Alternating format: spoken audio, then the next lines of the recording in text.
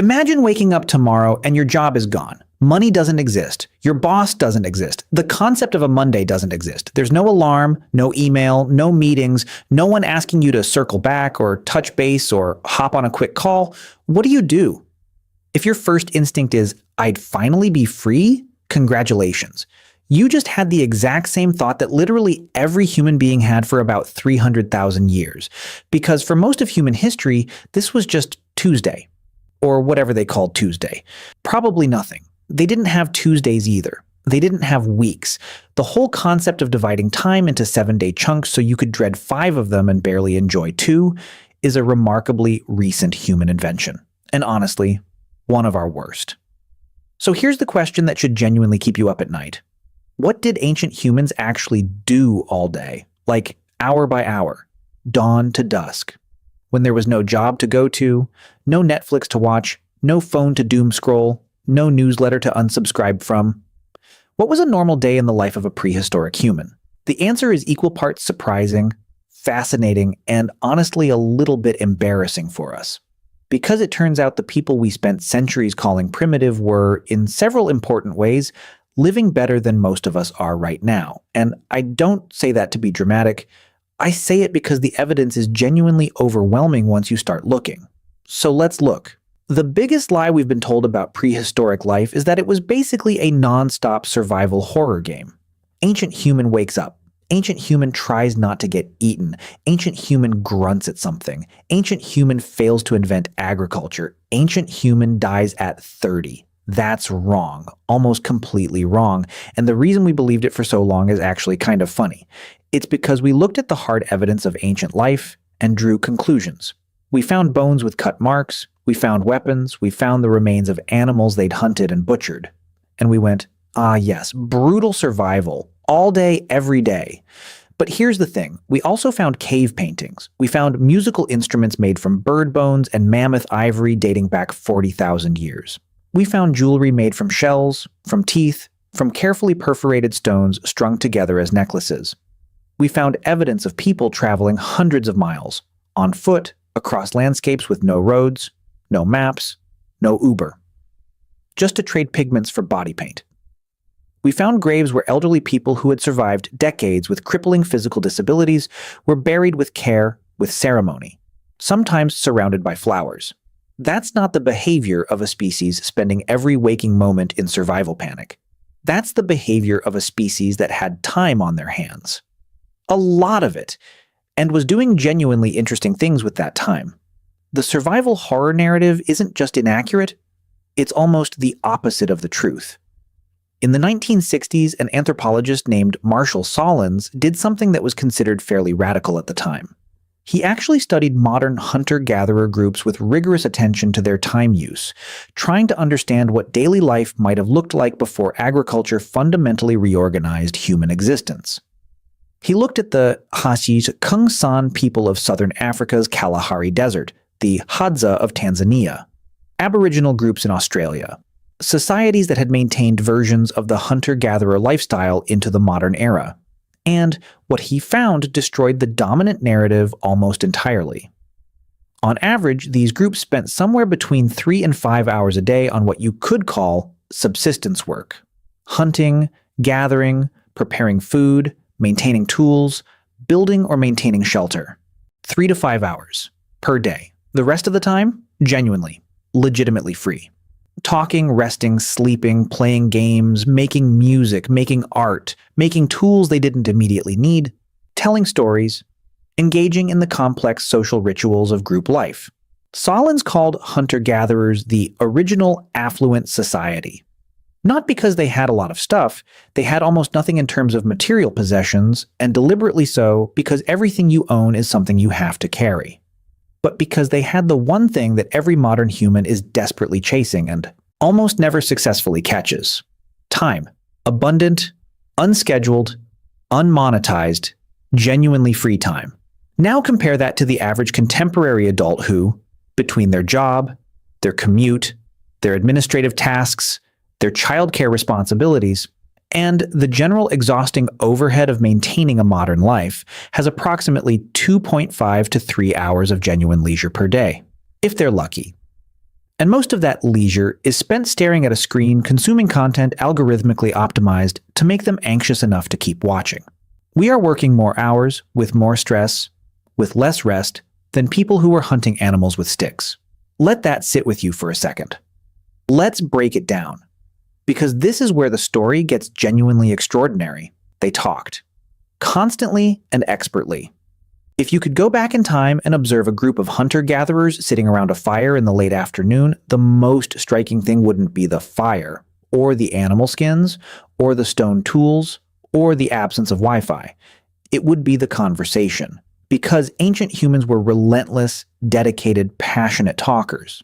Anthropological studies of modern hunter-gatherer groups have consistently shown that a massive portion of their non-work time, potentially 60 to 70% of all social time, was spent in conversation. And not just tactical conversation, not just the mammoth migration patterns this season seem different, or I think the river runs south from here. They gossiped, they told jokes, they argued, they flirted, they complained about each other. They shared stories about things that happened years ago. They speculated about things they couldn't explain.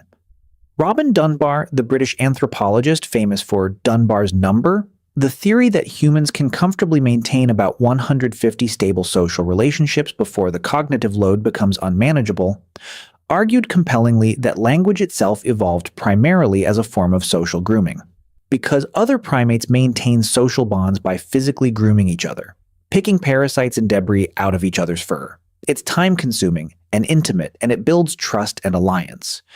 But as human social groups grew larger and more complex, you simply couldn't physically groom 80 people. There weren't enough hours.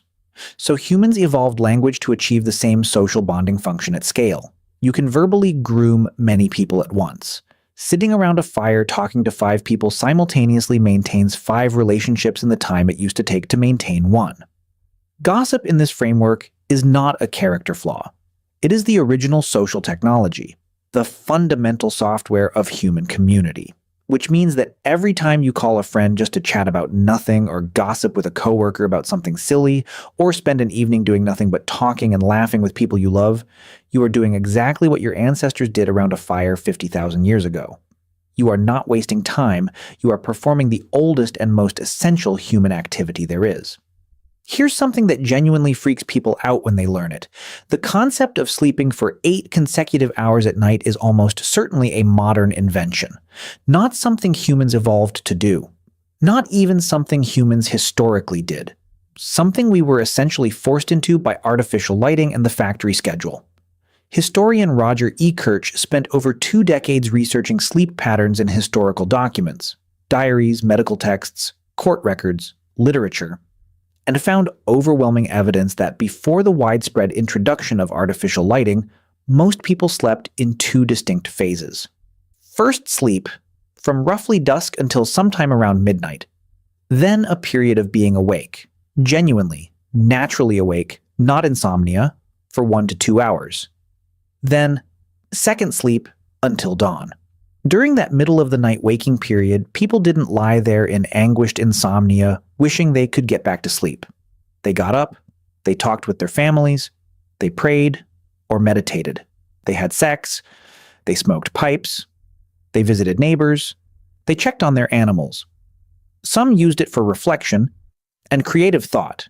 There are accounts of people deliberately using this period for problem solving, for writing, or the kind of deep thinking that the busy daytime hours didn't allow. Ancient and medieval texts are casually full of references to first sleep and second sleep, as if these terms needed no explanation. Because they didn't. Everyone knew what they meant because everyone experienced it. It was only after gaslighting in the early 19th century and then electric lighting in the late 19th century made the night fully artificial and conquerable that this natural sleep pattern got compressed and flattened into the consolidated 8-hour block we now consider biologically normal. It's not. Or at least it may not be. If you sometimes wake up at 2 a.m., lie there for an hour feeling oddly alert and calm and wonder what's wrong with you, the answer is potentially nothing. Your body is doing what human bodies did for hundreds of thousands of years. You're just missing the campfire, the low voices of your family nearby, and the absolute spectacular darkness of a world without electric lights. One of the most persistent misunderstandings about prehistoric humans is the idea that they were technologically rudimentary. That Stone Age implies something crude and simple, but the craftsmanship required to produce their tools, their clothing, their shelter, and their art was not simple. It was demanding, practiced, skilled work that took years to master. Take stone knapping, the process of shaping flint or obsidian by striking it in precise sequences to produce a blade with a sharp, consistent edge. This sounds like something anyone could do with a rock. It is not. The material has specific fracture properties that have to be deeply understood and anticipated. The angle, force, and location of each strike must be carefully controlled. A single wrong blow can shatter the whole piece. Modern archaeologists and enthusiasts who have tried to learn knapping have reported that genuine proficiency takes years of regular practice. Ancient humans spent significant portions of their time developing and maintaining this skill. Then there's clothing production in cold climates, which was an enormous undertaking. Preparing animal hides to be worn required scraping them clean, treating them to prevent hardening and decay, and then stitching them into garments using bone needles. We have found needles made of bone dating back 50,000 years or more. Needles with eyes that someone sat down and carefully drilled through a tiny piece of bone using stone tools because they wanted to sew. Because the quality of their stitching mattered to them. Because they cared, and then there's the art, which should make every single person stop and feel something. The cave paintings at Lascaux in France were made approximately 17,000 years ago. The ones at Chauvet-Pont d'Arc are potentially 36,000 years old. These are not crude scribbles. These are sophisticated, dynamic, compositionally thoughtful representations of animals. Horses mid-gallop, bison turning their heads, charging rhinoceroses, lions hunting in packs. They demonstrate an understanding of movement, of perspective, of light and shadow that genuinely astonishes contemporary artists and illustrators who study them. Some of the artists use the natural curves and protrusions of the cave walls to give their animals three-dimensional form, so that when viewed by flickering firelight, the only light available to them, the horses and bison and aurochs would appear to breathe, to shift, to move. They built cinematic illusion into stone walls in the dark 36,000 years ago. That is not primitive. That is breathtaking. And it means someone stood in that cave or crouched or lay on their back on the rock floor, probably for hours doing this work. Not because they had to, not because it fed anyone, because they had something to say, and they found a way to say it in a medium that would outlast everything else they ever touched by tens of thousands of years. If there's a definition of art, that's it. They played. Seriously and enthusiastically. Because of course they did. Because play is not a modern luxury. Play is one of the defining behaviors of intelligent social species. Crows play, dolphins play, wolves play, and humans, who are all of those things at once plus much more, play constantly and elaborately. We have evidence of board games going back to the earliest civilizations. The royal game of Ur, found in ancient Mesopotamia, dates to around 2500 BCE, and its rules have been partially reconstructed from a Babylonian clay tablet. But organized games almost certainly predate any civilization. Children in every hunter-gatherer society ever studied engage in rich, complex play, mimicking adult skills, inventing rules and games, competing, cooperating, negotiating. This is universal across all human cultures that have ever been observed, and universality in human behavior almost always signals deep evolutionary roots. Wrestling competitions, foot races, tests of throwing accuracy, these appear independently in ancient cultures worldwide, in groups with no contact with each other, which is very strong evidence that competitive play is simply something humans do naturally when they have the time and energy to do it, which ancient humans, with their 3 to 5 hour workday, very much did. Play is also, it's worth noting, one of the primary mechanisms through which children develop physical skills, social skills, and emotional intelligence. The line between play and education in ancient societies was essentially non-existent. You learned to hunt by playing at hunting. You learned social negotiation by playing games with high stakes and real conflict. You learned to manage your emotions under pressure by competing and sometimes losing.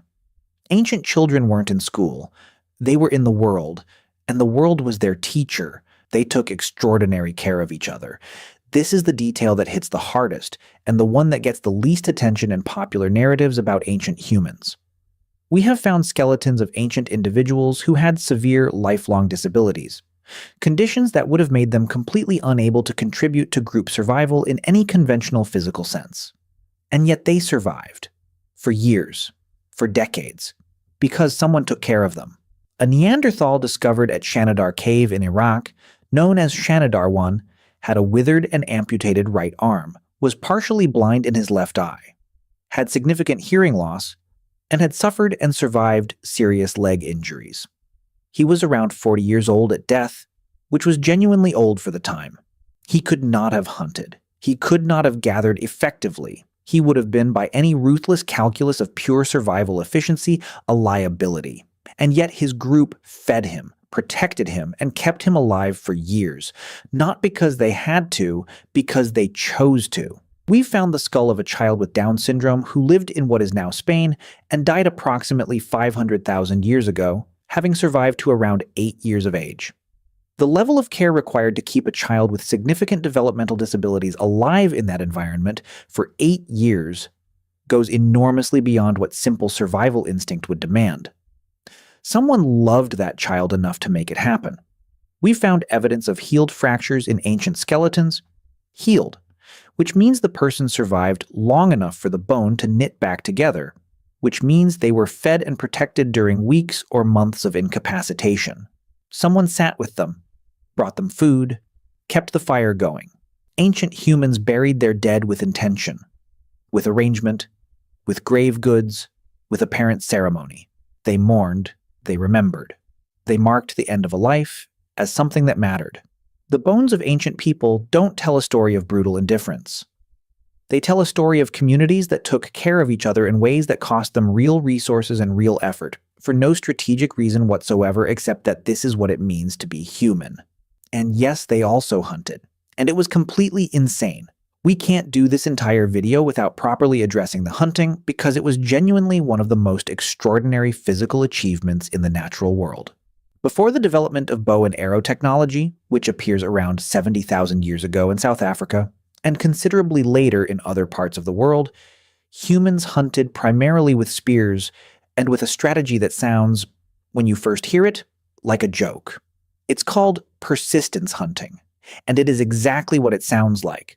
You find an animal, something large, a kudu, a wildebeest, a deer, and then you follow it, not sprinting after it, not trying to outrun it, because you can't outrun a wildebeest in a sprint. You just keep pace. You track it. You follow it at a jog through the midday heat, through the hottest part of the day, for hours. Every time it tries to rest, because most four-legged animals cool down by panting, and panting requires them to stop moving, you appear again on the horizon, and it panics and runs again.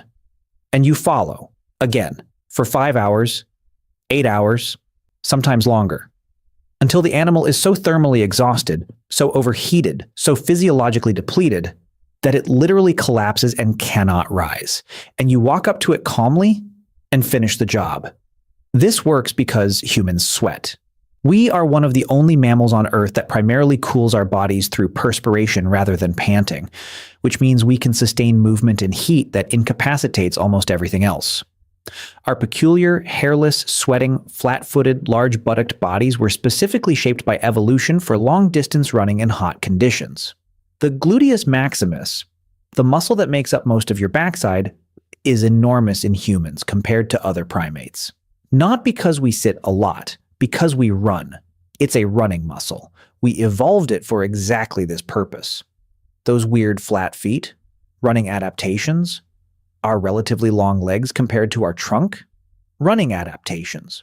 The way our heads balance on our spines with remarkably little muscular effort so they don't bob violently when we run, running adaptation. The fact that we can breathe independently of our stride, unlike most quadrupeds who have to breathe in sync with their gait. Running adaptation. We were built from the bones outward to be endurance predators, long-distance pursuit hunters, the most improbable and effective ones on Earth.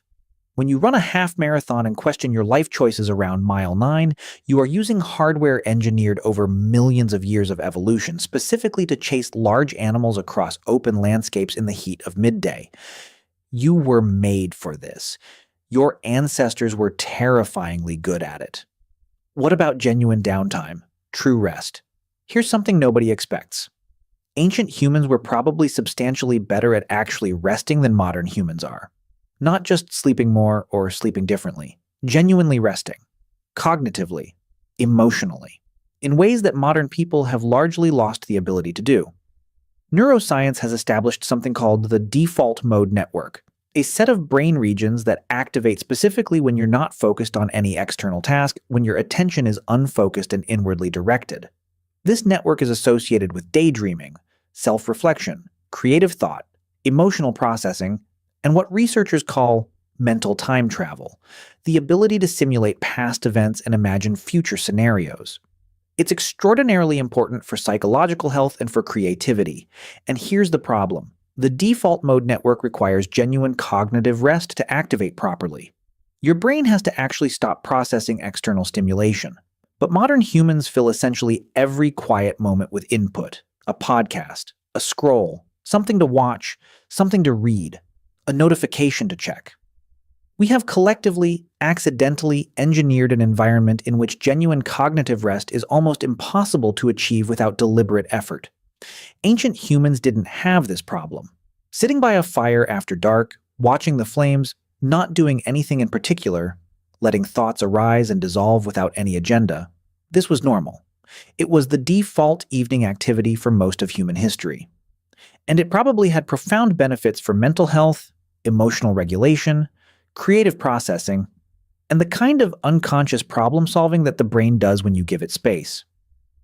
There's a reason so many of humanity's great leaps, in art, in philosophy, in mathematics, in technology, seem to cluster in periods and places of relative stillness and contemplation. The mind, when genuinely not occupied, does extraordinary things. Ancient people knew this, not as neuroscience but as lived experience. They were sitting with their own thoughts for hours every single day, noticing things, making connections, asking questions that had no obvious answers. The stories they told around the fire about those questions, about why the stars moved, about where the dead went, about what the animals meant, about how the world was made. Those stories are the ancestors of science, of philosophy, of religion, of literature. They came from minds with time to wander. So I have one last question for you. Would you want to go back? Let me know in the comments. Until then, take care of yourselves, and I'll see you soon.